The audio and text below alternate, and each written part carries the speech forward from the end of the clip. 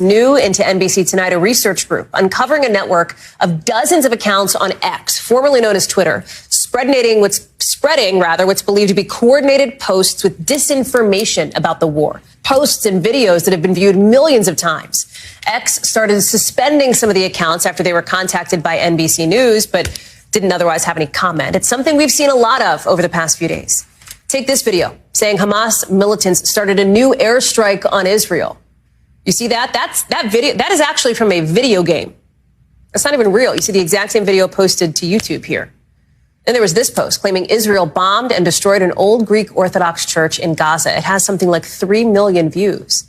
But the church itself said it hasn't been touched, that any other news is false. All of these posts now have disclaimers on the bottom if you go to X and look at the post, but they're not taken down. And some of them are posted from verified users, making it harder for people to know what's real.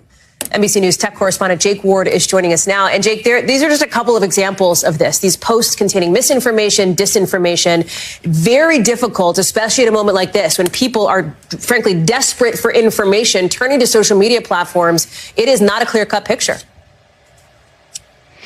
It is not a clear-cut picture, Hallie. The past few days have just been this vivid lesson in the fact that you literally cannot trust what social media feeds you these days. And even more difficult is the surprise turn of events, which means that legitimate sources of information are slow to react because they were taken just as surprised as so many people were across Israel. So a very, very difficult moment. But as you say, there's just this proliferation of misleading content. And when it's not just made up, as in the case of the video game clip you're shown there, it's out of context or out of time. This video of an attack by Israeli forces on Gaza is in fact what it purports to be, but it's from May, not from this current set of attacks. And so you have things out of time like that. Not only that, you have whole presidential proclamations being concocted out of thin air. There's a piece of Biden-looking, legitimate-looking Biden information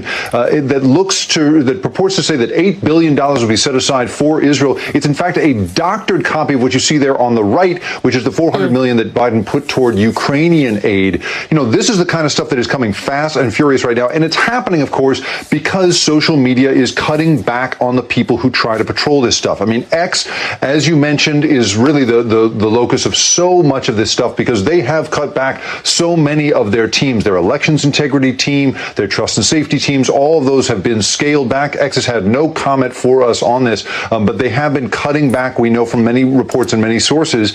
And that's also true across social media. You have Twitter, you have Meta, you have all these different companies cutting back on the very people that we trust to try and keep this stuff as reliable as possible, and that has just made the fog of war all that much deeper right now, Hallie. You talk about the issue specifically as it relates to X, of course, old Twitter, basically. The EU, has put out this notice basically for Elon Musk to come and respond to X's role in the spread of some of this content, of this disinformation over there.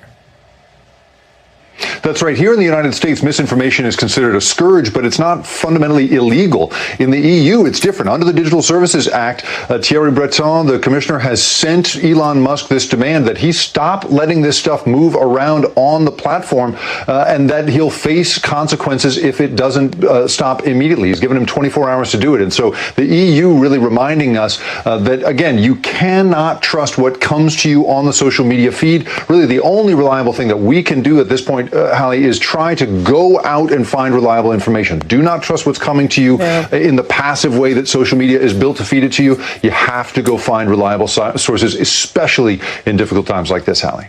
Jake Ward, thank you so much.